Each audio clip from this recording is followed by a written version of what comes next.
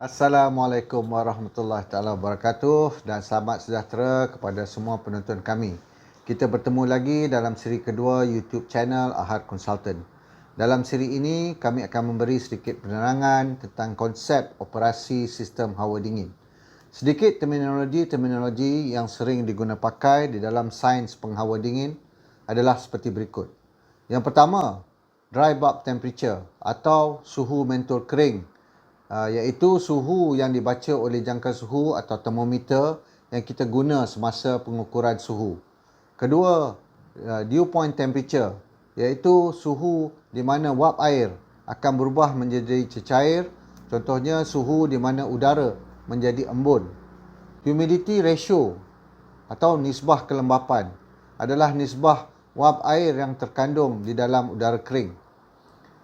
Keempat, relative humidity atau kelembapan relatif, iaitu peratusan tekanan wap air sebenar berbanding tekanan wap air tepu pada sesuatu suhu.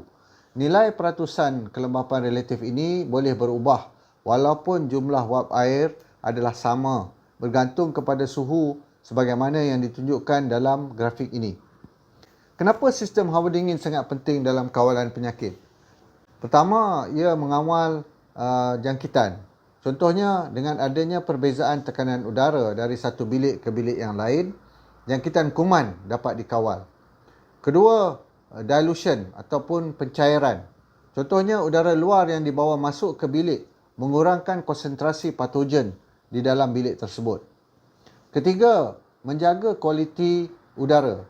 Kualiti udara yang mengandungi habuk-habuk dapat dikawal melalui penapisan. Keempat, kawalan kelembapan. Suhu udara dapat digunakan untuk mengeringkan kandungan wap air yang terkandung di dalam udara. Kelima, mengawal arah aliran udara secara mekanikal. Contohnya, bau busuk di dalam tandas dialir keluar daripada bangunan menggunakan kipas. Contoh lain seperti aliran udara pada meja pembedahan dialir keluar dari katil bagi mengelakkan jangkitan pada luka pembedahan. Keenam, kawalan suhu bilik bagi memberi keselesaan kepada pekerja dan penghuni.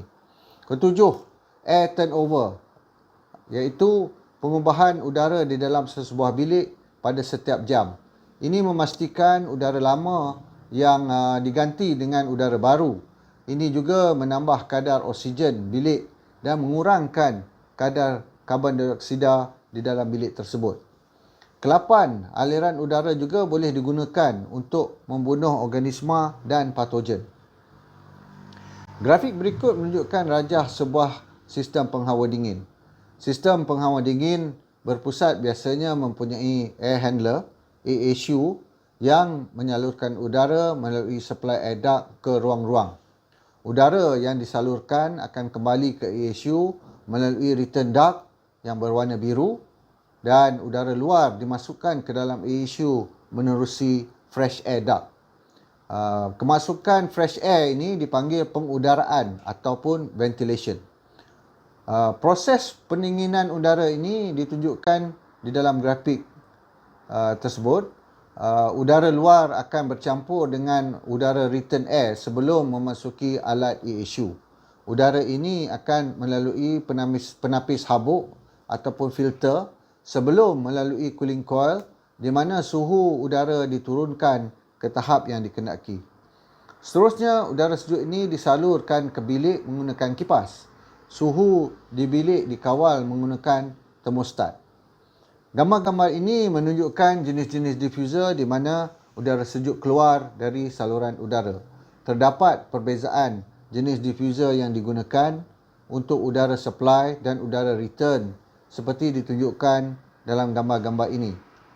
Untuk siri hadapan, kami akan memperkenalkan bagaimana jangkitan penyakit ini boleh dikawal melalui kawalan suhu dan kelembapan udara menggunakan sistem hawa dingin.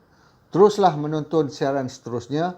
Jangan lupa untuk like dan share dan juga subscribe saluran YouTube kami. Kita jumpa lagi di siri akan datang.